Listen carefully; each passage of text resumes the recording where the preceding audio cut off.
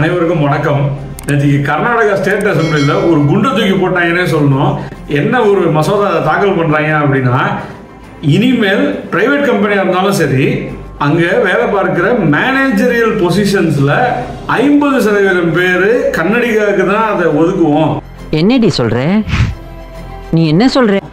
மேனேஜ்மெண்ட்டுக்கு கீழே வேலை பார்க்குற மற்ற எல்லா வேலைகள்லையுமே 75% உள்ளூர் கன்னடிகாக்களுக்கு தான் ஒதுக்குவோம். இனிமேல் இந்த கன்னட மண்ணில் எந்த ஒரு கன்னடிகாவுமே வேலை இல்லைன்னு இருக்கக்கூடாது அப்படிலாம் கொஞ்சம் வீராவேசமா பேசி இந்த மசோதாவை தாக்கல் பண்ணியிருக்காங்க. முற்றிலும் தேசத்திற்கு விரோதமான ஒரு மசோதா அப்படிங்கிறது தான் என்னுடைய புரிதல். மேலும் இது சட்டத்திற்கு விரோதமானதும் கூட.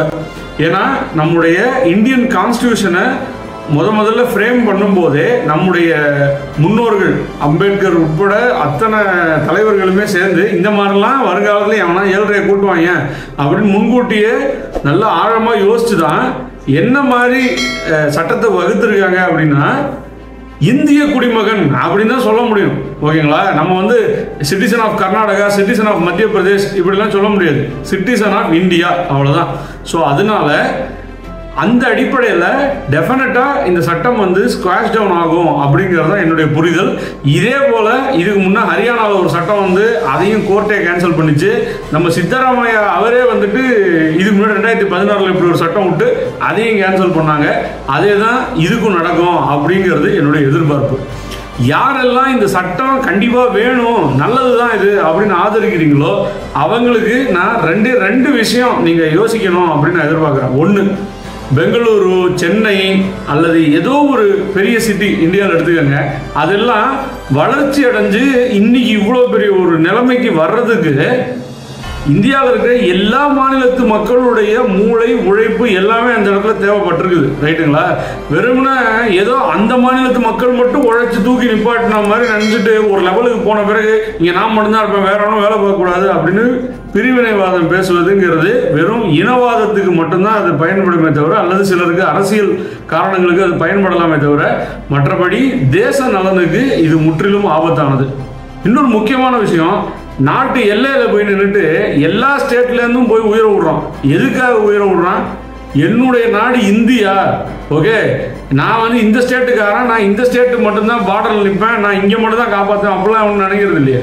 ரைட்? எல்லாருமே இது இந்தியாங்கிற நாட்டை நான் காப்பாற்றுறேன்னு சொல்லிட்டு தான் கர்நாடகாவிலேருந்தோ தமிழ்நாட்டிலேருந்தோ எல்லா ஸ்டேட்லேருந்துமே போய் உயிரை விட்டு இந்த நாட்டை காப்பாற்றின்னு இருக்காங்க. ஸோ அப்படிப்பட்ட புள்ளி இருக்கும்போது இது வந்து என்னுடைய ஸ்டேட்டு, இங்கே வந்து ஏன் ஆள் தான் வேலை பார்க்கணும் அப்படின்னு சொல்லி அதுவும் இவ்வளோ அக்ரெசிவான ஒரு சட்டத்தை போட்டு இதை நீ ஃபாலோ பண்ணலன்னா இதுக்கு பெனால்ட்டி போடுவேங்கிற அளவுக்கு இவங்க பேசிக்கிட்டு இருக்காங்க. ஸோ இது வந்து தேச விரோதமான ஒரு பில் அப்படிங்கிறதுக்காக தான் இந்த காணொலி நான் பண்ணுறேன். இதை சொல்லும்போது முக்கியமாக இன்னொரு விஷயத்தையும் நான் சொல்ல வேண்டியிருக்குது.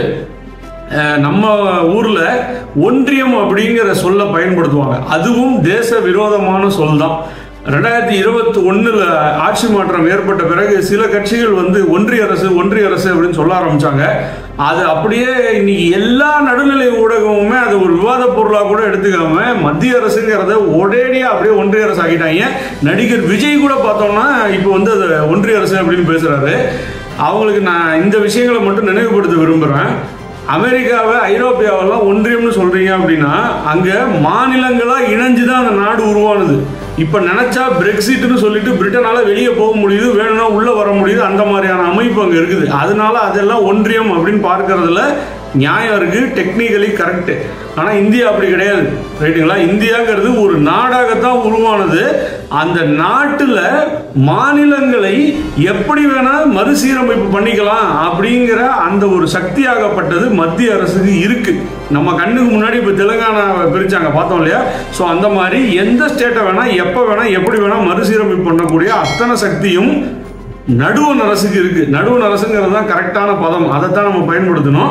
ஸோ எவனாவது நான் வந்து இங்கேருந்து நான் பிச்சுன்னு போவேன்னு வாயை திறந்து பேசினா கூட அள்ளி போட்டுன்னு போயிடுவாங்க. ஓகேவா? தேச பாதுகாப்பு சட்டத்தில் தூக்கி உள்ள போட்டுருவாங்க. ஸோ அதனால ஒன்றிய அரசுன்னு சொல்லுவதே ஒரு தவறு.